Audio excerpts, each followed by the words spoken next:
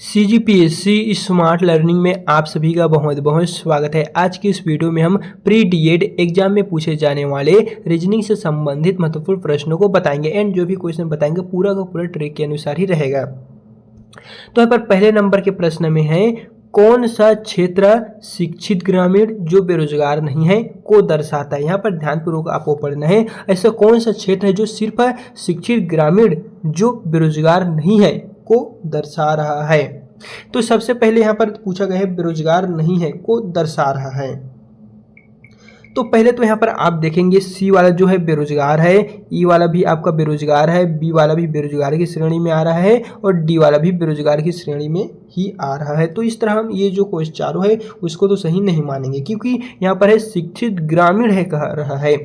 तो आपका शिक्षित ग्रामीण के अंतर्गत आपका ऑप्शन आ रहा है यहाँ पर ए, और जो जी है वो सिर्फ शिक्षित और ग्रामीण। लेकिन यहाँ पर पूछा गया है ऐसा क्षेत्र जो शिक्षित ग्रामीण जो बेरोजगार नहीं है को दर्शा रहे। शिक्षित तो है लेकिन बेरोजगार नहीं है। तो यहाँ पर देख लीजिए आपका एक हमारे पास ऑप्शन में बच रहा है ए। क्यों? क्योंकि यहाँ पर ये कहा जा रहा है कि ये शिक्षित तो है और ग्रामीण की श्रेणी में आ रहे हैं लेकिन बेरोजगार नहीं है। तो देख लीजिए दोस्तों, हमारा सही आंसर ऑप्शन डी दिखाई देगा।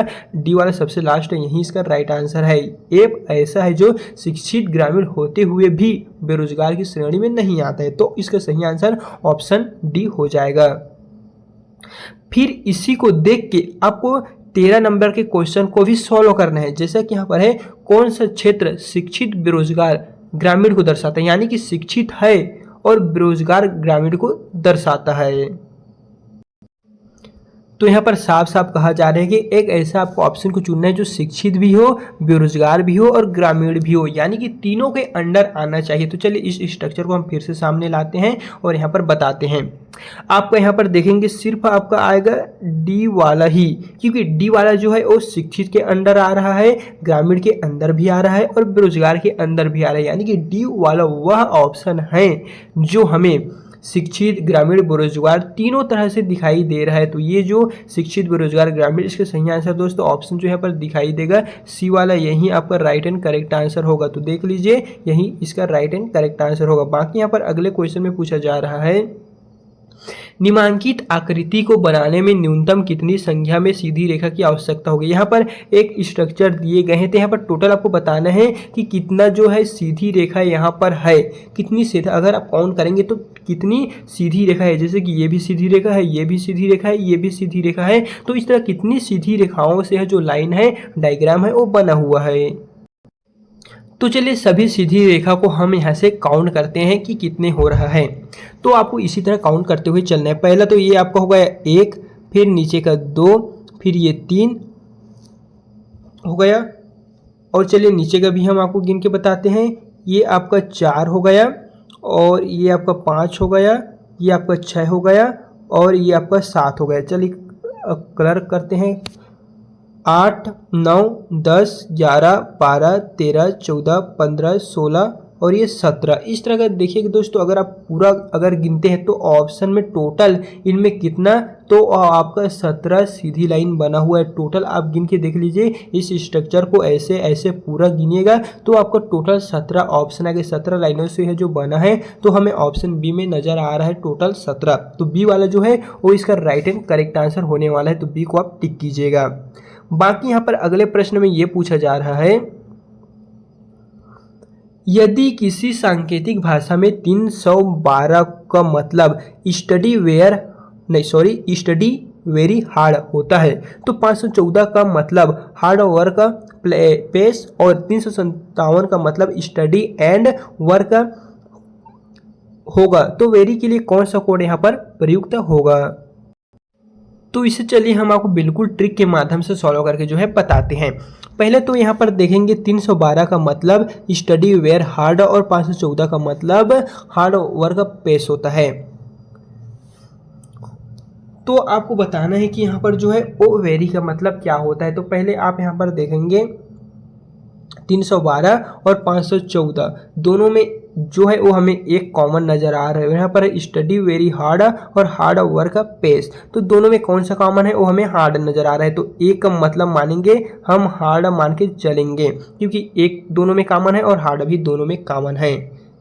फिर अगला बात करते हैं, यहाँ पर है 357 स्टडी एंड वर्क, तो स्टडी इसमें भी स्टडी है और इसमें भी स्टडी है। देखिए दोनों में स्टडी कॉमन दिखाई दे रहे हैं, तो नंबर देखेंगे तो यहाँ पर 357 और यहाँ पर 312, तो दोनों में 3 कॉमन आ रहे हैं। तो 3 का मतलब हम मान के चलेंगे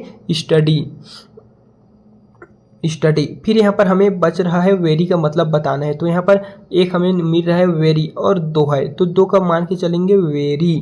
तो देख लीजिए दोस्तों, हमें सही आंसर ऑप्शन डी में दिखाई देगा, यानी कि वेरी का मतलब यहाँ पर है 2, इसका सही आंसर होगा वेरी, यानी 2। ऑप्शन जो यहाँ पर डी दिखाई देगा, यही आपका राइट एंड करेक्ट आंसर हो जाएगा। इस तरह के जो क्वेश्चन है वो आपके एग्जाम में जरूर पूछे जाएंगे। बाकी यहाँ पर अगला प्रश्न में पूछा जा रहा है, दी गई आकृति में वर्गों की संख्या की गणना कीजिए। यहाँ पर टोटल कितने वर्ग है, जैसे कि अभी हमने आपको सीधी लाइन वाला बताया था टोटल कितना है, उसी तरह आपको बताने की ये जो वर्ग दिखाई दे रहा है वो टोटल कितने नंबरों से, कितने वर्गों से प्रॉपर टोटल बना हुआ है।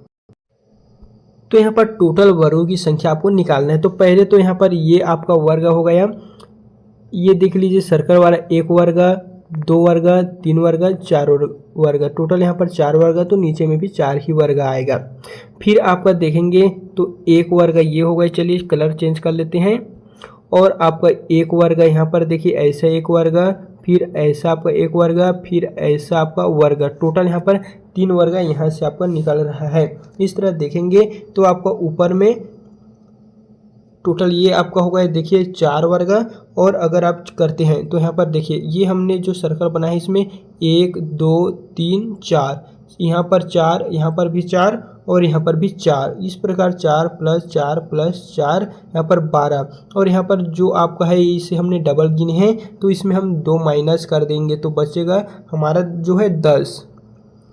तो इस तरह देखिए 8 10 कितना हो गया हमारा 18 हो गया, प्लस हमारे पास ये 18 देख लीजिए, हम चलिए यहाँ पर 18 काउंट कर लेते हैं। फिर उसके पश्चात आपका ये भी वर्ग देखिए, ये भी आपका वर्ग हो गया, ये भी वर्ग हो गया। इस तरह दोस्तों टोटल अगर आप वर्गों की यहाँ पर संख्या करेंगे, हमारा जो है स्ट्रक्चर छोटा हो रहा जा रहा है, इसलिए पूरा प्रॉपर आपको समझ में नहीं आ रहा होगा, लेकिन इसके जो काउंट करेंगे तो इसका जो सही आंसर होगा वो आपको ऑप्शन नंबर सी 24 देखने को मिलेगा। आप पूरा का पूरा जो काउंट है वो करके देखिएगा, पूरे स्ट्रक्चर में आपको सी इसका जो राइट आंसर है वो आने वाला है।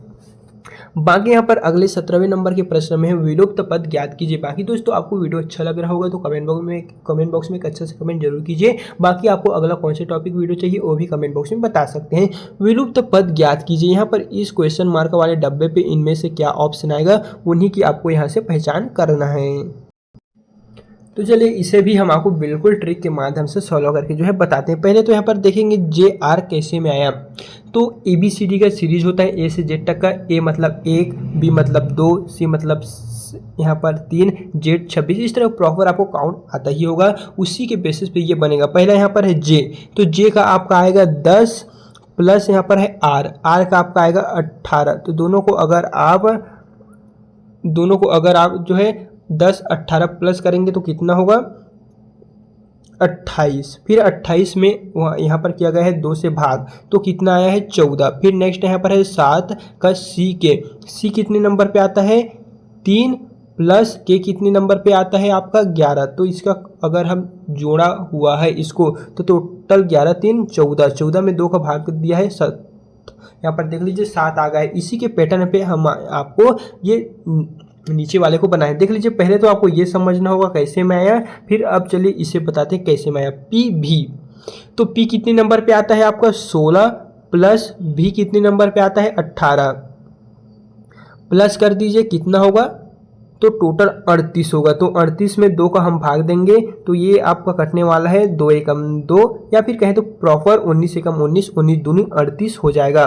फिर नेक्स्ट यहाँ पर है K और M, K आपका आएगा 11 नंबर पे, प्लस आपका M आ जाएगा टोटल 13 नंबर पे, टोटल करेंगे 24 हो रहा है। देख लीजिए फिर 2 का यहाँ पर हम भाग करेंगे तो कितना होगा, 2 एकम 2, 2 दूनी 4, 2 एकम 2। पहला यहाँ पर 19 आया, दूसरा 12, तो 19 और 12 ऑप्शन बी में दिखाई दे रहे थे। देख लीजिए दोस्तों, ये जो बी वाला आंसर है यही आपका राइट आंसर जो है होगा, जिसे हमने आपको बिल्कुल ट्रिक के माध्यम से जो है सॉल्व करके बता दिए हैं। इसी तरह आपको सभी क्वेश्चनों को एक एक करके सॉल्व करना है।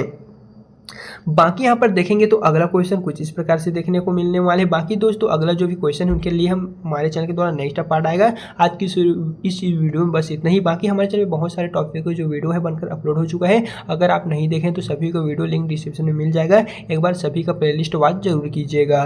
बाकी अगर किसी भी टॉपिक को लेकर आपको डाउट होगा, किसी भी क्वेश्चन आपको समझ में ना आ रहा होगा, तो कमेंट में दोस्तों जरूर बताइएगा, हम आपको बता देंगे कि कैसे आपको इसे ट्रिक से सॉल्व करना है।